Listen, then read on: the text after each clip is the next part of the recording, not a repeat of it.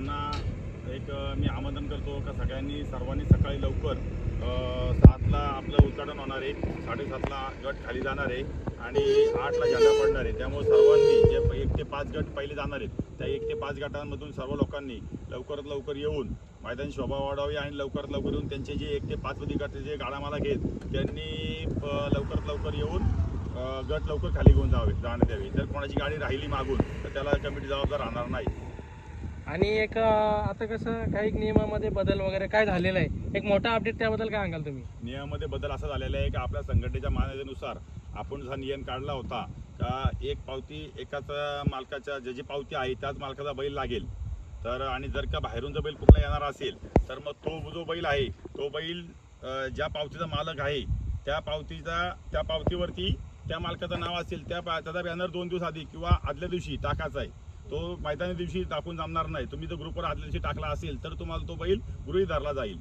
आणि दुसरा विषय असा का आता कसं झालंय, बऱ्याच गाड्या मालकांच्या काही पावत्या काळा बाजार चालू झाला असं मला बाहेरून ऐकायला मला रेकॉर्डिंग पण आल्या का बाबा मुंबईमधले बैल पण बॅनरमध्ये समजा सोनू बोपत्राची पावती आहे तर नंदूचा बैल आहे, तो नंदूचा बैल जो आहे तो बैल ह्याच्या नावाने सोनू बोपत्राच्या नावाने पळेल तर बॅनर पडेल तर तो बॅनर काय पाडला जाणार नाही, तसं काय बैल गृहीत धरला जाणार नाही। म्हणजे ज्याची पावती आहे त्याचा एक तरी बैल कंपल्सरी लागेल। तो जो बैल दुसऱ्या मुंबईमधला बैल त्या पावतीवर पडला जाणार नाही। बाहेरून जो बैल येणार आहे लोणावळा, सातारा, पुणा, बाहेरून रायगड, ठाणा, पालघर सोडून जो बैल येणार आहे तोच बैल गृहीत धरला जाईल बॅनरवरती। तो दुसऱ्या आणि ते पण आधी जर ग्रुपवर टाकले असेल तर तो गृहीत धरला जाईल। तो दुसऱ्या पावतीवरती पडला जाणार नाही, मुंबईमधला बैल त्या पावतीवर पडला जाणार नाही। विकलेली पावती चालणार नाही, विकलेली पावती कोणाला चालणार नाही। किंवा माझ्या आता 3 पावत्या आहेत तर माझ्या 3 पावत्या असतील तर माझ्यामधील माझ्या 2 गाड्या आहेत, एक पावती माझी जर मोकळी असेल तर मी जर बाहेरून कुठला बैल आणणार असेल तो बैल बॅनरवर टाकला जाईल। आणि जर मुंबईमधला बोलेल का ती पावती मला दे, नंदू बोलेल ती पावती मला दे, तर नंदूचा बैल त्या पावतीवर पडला जाणार नाही। आज कुठेतरी पाहू शकतो ना, बैलगाडी क्षेत्राला एक सुवर्ण क्षण आला। असा भव्य दिवा मैदानाची आखणी देखील मित्रांनो पाहू शकते, एकदम कडक। कसं आहे माहिती आहे का, 7 असल्याशिवाय कुठली गोष्ट नसते। एक आम्हाला 7 जी आहे मोठी ठाणा रायगड पालघर कमिटी जी आहे, त्याच्यानंतर ठाणा रायगड पालघरमध्ये गाडा मालक आहेत, सर्व कर्जत तालुक्यातील गाडा मालक आहेत। सर्वात मोठी 7 म्हणजे आपली नंदू असतील, ही कळम कमिटी असेल, तिथे सरपंच असतील, पोलीस पाटील असतील, यांची खूप मोठी 7 आहे आम्हाला। ही 7शिवाय कुठलं मैदान होत नाही। माझे मित्रवर्ग असतील, या गोष्टीमुळे कुठला साध्य केलं जात नाही, त्यामुळे 7 ही महत्त्वाची आहे। आणि खूप छान मैदान भरलं आज पाहू शकतो। मैदानामध्ये ना धरणारे पकडणारे बैलगाडा मालक परत धंदेवाले देखील आज सोबत आहेत, ते पण पाहणी करता आणि खूप छान मैदान आणि पाणी बिणी सर्व तुम्ही व्यवस्थित मारलं पाठीवरती।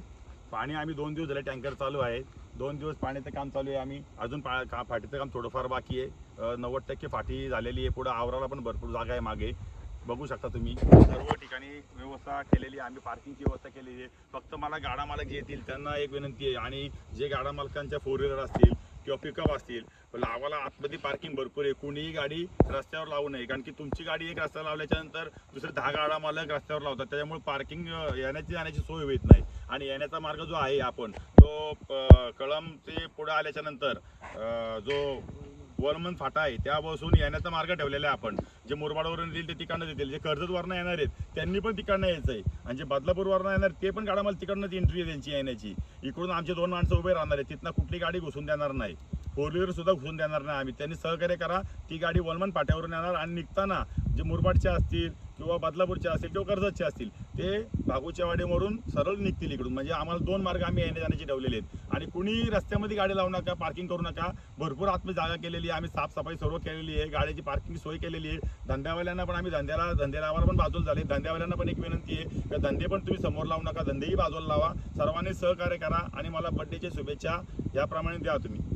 आणि मी बघितलं ना आता येताना मी चांगली गोष्ट होती का रोड पण तुम्ही वाढवायला लावला डायरेक्ट जेसीबी लावून। आम्ही जो वलमन फाट्यापासून जो मैदानापर्यंत आणि भागोच्या वाडीपर्यंत जेवढे रस्ता अरुंद होता तो रुंद करण्यात झाडं वाढली होती, रस्ता 2 गाड्या पास होत नव्हत्या, त्याच्यासाठी आम्ही गाडा मालकांची सोय व्यवस्थित होण्यासाठी आम्ही पूर्ण रस्ता दोन्ही पट्ट्या साईड पट्ट्या मी 3-4 दिवस झाले माझ्या मशीन ट्रॅक्टर टोटल आम्ही वाहनं आमची इथे लावून आम्ही पूर्णपणे ते साफसफाई करून घेतलेली आहेत आणि पूर्ण रस्त्याला मोकळी ठेवलेली आहे। फक्त एवढंच गाडा मालकांना परत एकदा विनंती करतो, कोणीही गाडी रस्त्यामध्ये पार्क करू नका, तेवढी एक विनंती करा फक्त। आणि दादा एवढं सगळं आलं ना आता एक विचारायचं राहून गेला, आपलं लाईव्ह कोणत्या चॅनलवरती असणार आहे, कसं काय? लाईव्ह आपला 7X लाईव्ह हा चॅनल असणार आहे. आणि खाली सुट्टीचे पंच वगैरे कोण, झेंडा पंच? सुट्टीचे पंच आपले साताऱ्यावरून आपण एक 15-20 जणांची टीम बोललेली आहे. झेंडा पंच असणार तिथलेच लोक आहेत आणि सुट्टीवर निकाला पंच पण तेच आहेत. मेन एक विचार झाला ना, एक गाडा मालक म्हणून, मित्र म्हणून विचारतो आम्ही का तुमची कोणती बैलं पाळणार आहेत उद्या मैदानात? माझा फक्त एकच बैल पाळणार आहे, सिकंदर. राजाला पळवायचा विचार होता, पण त्याचंच मैदान असल्या कारणाने मी त्याला पळवणार नाही. तो दुखापतीपासून आता सुधारलेला आहे, पण तो मैदानामध्ये असणार आहे, पण त्याला पळवणार नाहीये मी. म्हणजे एक प्रकारे सत्कार एक साईडला होणार राजाचा. हो, सत्कार राजाचं एक साईडला होणार आहे सकाळी. चालेल. आणि एक विचार झाला ना, आता तुम्ही स्वतः एवढं आयोजन नियोजन केलंय, तर तुमच्या कानावर आल्या असेल कोणती मोठी मोठी नंदी येणार आहेत, असं तरी आला असेल तुमच्या थोडं कानावर? बरेच नंदी येणार आहेत. तुम्ही उद्या बघा, बरेच. आता 820 पावती नोंद झालेली आहे आपली. नाही मला गेलो तर एक 1000-2000 गाड्या येणार आहेत. त्यामुळं नंदी बैल येणार, त्यामुळं भरपूर नंदी येणार आहे त्याच्यामध्ये. सर्वच मोठे माझ्यासाठी येणार आहे, माझ्या वाढदिवसानिमित्त सगळे येणार आहे माझ्यासाठी, सर्वच मोठे नंदी असणार आहेत. या संकल्पनेविषयी काय सांगाल 3 फेऱ्याच्या मैदानाच्या? 3 फेऱ्या संकल्प असा आहे की ह्याच्यामध्ये कसं होतं, गरीब गाडा मालक हा उजाड येतो, निदर्शनास येतो, कोणाचा पायऱ्या येत नाही. त्याला पायऱ्या भेटून जातो. आज जर का समजा आमचे टॉपचे नंदी आहेत, ते टॉपच्या नंदींच्या मध्ये त्यांना शर्यत करायला भेटत नाही. मग ह्या मैदानामध्ये त्यांना ती शर्यत करायला, म्हणजे